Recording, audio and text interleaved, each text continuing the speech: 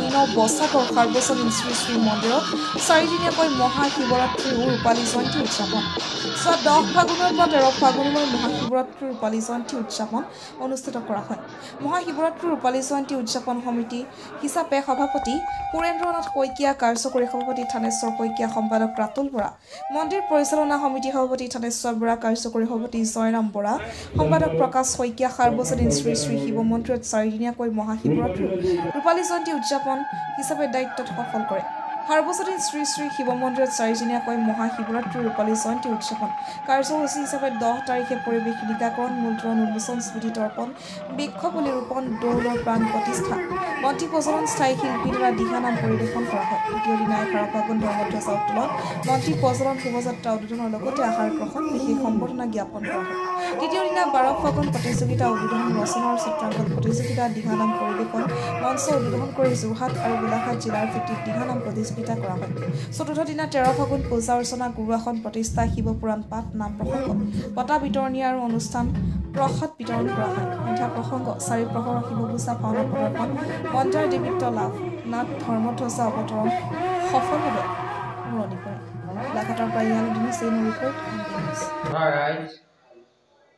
আপোনালোকে নিশ্চয় গম পালে আমাৰ চাৰিদিনীয়া কাৰ্যসূচীয়ে দুৰ্গমুখ সাৰ্বজনীন শ্ৰী শ্ৰী শিৱ মন্দিৰৰ ৰূপালী জয়ন্তী বৰ্ষ পালনৰ লগতে আমাৰ নতুনকৈ নিৰ্মাণ কৰা দৌলভাগৰ শুভ কাৰ্য উদ্বোধন কৰা এই চাৰিদিনীয়া কাৰ্যসূচীয়ে আপোনালোকে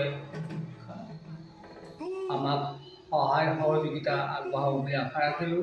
আৰু আজি শেষৰ চতুৰ্থ দিন আমাৰ নাম প্ৰসংগৰে আজি দিনৰ কাৰ্যসূচী সমাপ্ত হৈছে আৰু সন্ধিয়ালৈ বৃন্দাৰ দেৱীত্ব লাভ নামৰ নাটখনি মঞ্চস্থ কৰা হ'ব।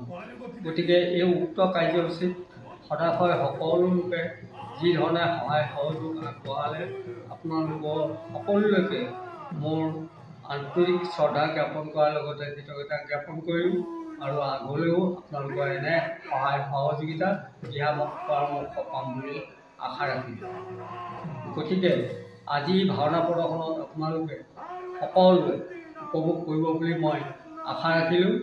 আৰু এই কাৰ্যসূচীটো সফল ৰূপায়ণৰ বাবে আপোনালোকে যি চেষ্টা কৰিলে আমাৰ সমিতি, বিশেষকৈ উদযাপন সমিতি আৰু শিৱ মন্দিৰ পৰিচালনা সমিতিয়ে যি ধৰণে সকলো কৰ্মকৰ্তাই সহায় সহযোগ কৰি কাৰিকা আৰু শাৰীশ্ৰম কৰি আমাৰ এই কাৰ্যসূচীবিলাক সফল ৰূপায়ণৰ কাৰণে চেষ্টা কৰিলে সকলো সদস্যবৰ্গলৈ মই আন্তৰিক ধন্যবাদ জ্ঞাপন কৰাৰ লগতে আমাৰ দাতাসকলৰ কাৰণেও মই আমাৰ সমিতিৰ ফালৰ পৰা সশ্ৰদ্ধ প্ৰণাম জনালোঁ আৰু ধন্যবাদ জ্ঞাপন